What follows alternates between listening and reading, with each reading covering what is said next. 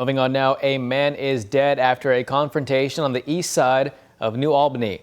Indiana State Police say it happened around 5 o'clock yesterday evening on Slate Run Road on the east side of New Albany. Authorities say 68-year-old Kevin Campbell was in his home when he heard a knock on a window. Police say Campbell grabbed a rifle and opened the door.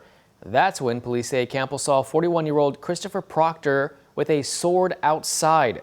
According to police, Proctor charged Campbell, leading to the shooting. It would be 2 hours before Campbell called police, informing them Proctor was dead in his yard. Campbell was now charged with obstruction of justice. The man accused of dragging a body through Louisville on the back of his SUV has pleaded not guilty in court. Chadwick Fleming pleaded not guilty yesterday to abuse of a corpse and tampering with physical evidence.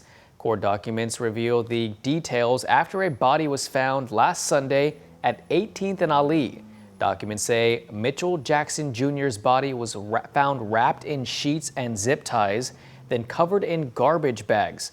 Police say Fleming was captured on surveillance video.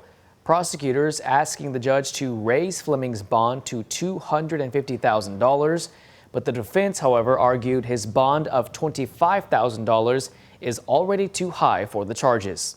They have no idea that whether that's him or not, and we're maintaining the fact that it isn't. And when we get to the end of this process and they find out that it's not him, what are they going to say? Oh, our bad. Sorry, we had the wrong guy. After keeping him in custody on either a $25,000 bond or a $250,000 bond. Ultimately, a judge decided to set Fleming's bond at $100,000, saying the allegations are severe and there could be more charges coming. However, the judge believed $250,000 was unreasonable. Fleming is expected back in court on November 4th. Police say a man who was severely hurt in a double shooting in the St. Denis neighborhood on Friday evening has now died in the hospital. Police say they responded to a home on Melody Acres Lane just off of Cane Run Road around 6:15 Friday night. When officers arrived, they found a man shot. He was taken to the hospital where he later died. Police say another shooting victim was also found at the same time at a gas station down the street with serious injuries. Well, with just 9 days until the election, candidates are making their final pushes in the campaign for office at all levels of government. And yesterday, Indiana Republican gubernatorial candidate Mike Braun stopped in southern Indiana to try and sway last-minute voters. WHAS11's Alexandra Goldberg has the details.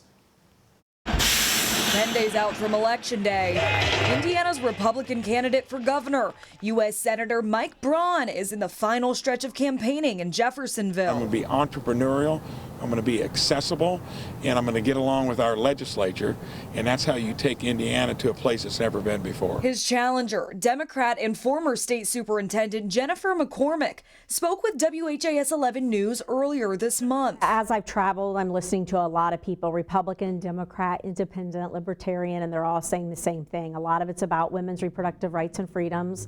It's about access to affordable health care, education, and good paying jobs. Governor Mike, take it away. On Saturday, the Indiana GOP was riding around the state with their candidates.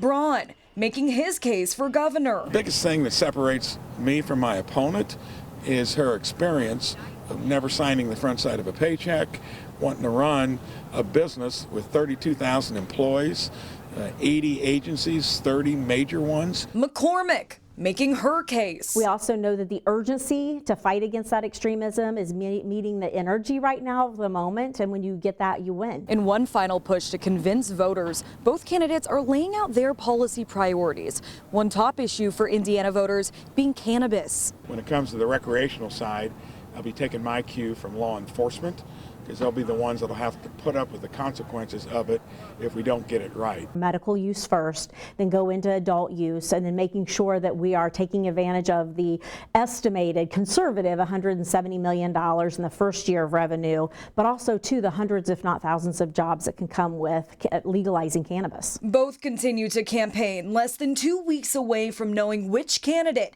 will be filling the seat of Indiana governor. In Jeffersonville, Alexandra Goldberg, WHAS 11 on your side.